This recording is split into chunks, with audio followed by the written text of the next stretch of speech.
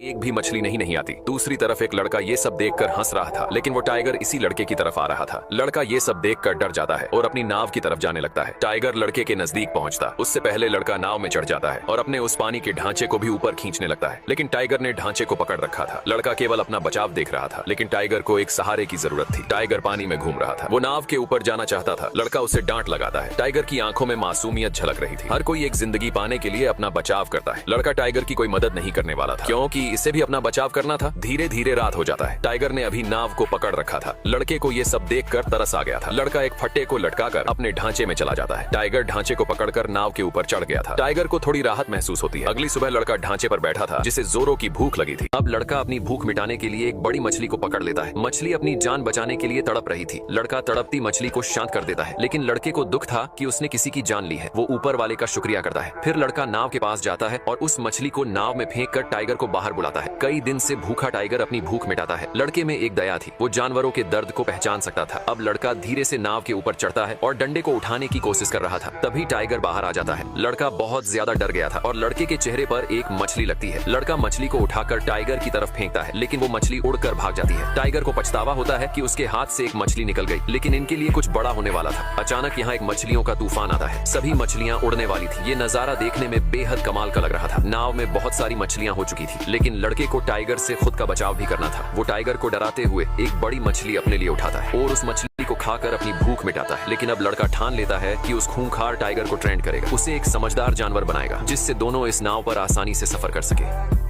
अब लड़का उस खूंखार टाइगर को एक डंडे की मदद से ट्रेंड करता है। टाइगर बहुत गुस्से में था, लेकिन लड़का हार नहीं मानता। वो हर तरह से प्रयास करता है। डंडे में मांस के टुकड़े फंसाकर उसे खिलाता है, ताकि टाइगर एक पालतू जानवर की तरह बर्ताव करे। आखिर में लड़का चिल्लाकर उसे अंदर भेज देता है। आज की ट्रेनिंग काफी अच्छी हुई थी, लेकिन लड़का अभी भी टाइगर से अलग अपने ढांचे में रहता है, क्योंकि टाइगर पर भरोसा नहीं किया जा सकता था। धीरे धीरे कई दिन बीत जाते हैं। लड़का टाइगर के बिल्कुल करीब आ चुका था। टाइगर भी लड़के को कोई नुकसान नहीं पहुंचा रहा था। तभी लड़के ने देखा एक भयानक तूफान इनकी तरफ आ रहा था। ये तूफान जानलेवा तूफान था, लेकिन लड़का इस तरह के तूफान से बहुत खुश था। लड़का चिल्लाकर ऊपर वाले को शुक्रिया कहता है। आखिर जो भी हो, प्रकृति के आगे दुनिया की हर एक चीज फीकी है। लड़का और टाइगर इस भीषण तूफान में खुद को एक नाव पर संभाले हुए थे। अगली सुबह सब शांत हो चुका था, लेकिन आसमान का नजारा बेहद सुकून भरा था। अब पूरे 1 महीने बीत चुके थे। भूख के कारण दोनों की हालत बुरी हो चुकी थी। दोनों कमजोर हो चुके थे। लड़का टाइगर के पास जाता है, उसके मुंह में पानी डालता है। आखिरकार अंतिम घड़ी में लड़के ने टाइगर को छूकर महसूस किया। टाइगर भूख के कारण कमजोर हो चुका था। दोनों एक अच्छे दोस्त बन चुके थे। इतनी भूख टाइगर कभी बर्दाश्त नहीं करता, लेकिन आज वो बिल्कुल लाचार और मजबूर था। अब टाइगर और लड़का दोनों भूख से तड़प रहे थे। पूरे 15 दिन तक खाना न मिलने से दोनों बहुत कमजोर हो चुके थे और जीने की उम्मीद छोड़ चुके थे। लड़का अपने मम्मी पापा को याद करता है, जो अब इस दुनिया में नहीं थे। अगली सुबह लड़के की आंख खुलती है और वह देखता है कि उनकी नाव एक आइलैंड के किनारे लगी हुई है। लड़का नीचे उतरकर नाव को बांध देता है और वहाँ की जंगली घास खाने लगता है। ये आइलैंड कुछ अजीब था। तभी लड़के को किसी की आवाज सुनाई देती है। उसने देखा कि वहाँ बहुत सारे नेवले थे। लड़का उनके बीच चला जाता है और पानी में कूदकर नहाने लगता है। इस आइलैंड पर बहुत सारे नेवले रहते थे। टाइगर भी नेवलों का शिकार कर अपनी भूख मिटा रहा था। धीरे धीरे सूरज ढलने लगता है और सभी नेवले जंगल के अंदर जाने लगते हैं। लड़के ने रात बिताने का इंतजाम कर लिया था, लेकिन नेवले फिर भी उसके पास आ गए। लड़का उन्हें भगाने की कोशिश करने लगता है। रात का समय कुछ अलग सा दिखाई दे रहा था। लड़का एक फल तोड़ता है और उसे खोल कर देखता है, लेकिन वह फल जहरीला था। इस आइलैंड पर रात के समय हर चीज जहरीली हो जाती थी। अगले दिन लड़का वहाँ से जाने की तैयारी करता है। उसने बहुत सारी जंगली घास और मीठा पानी अपने साथ रख लिया था। फिर वह टाइगर को आवाज लगाता है। टाइगर भागता हुआ आता है और नाव पर बैठ जाता है। दोनों अगले सफर के लिए निकल पड़ते हैं।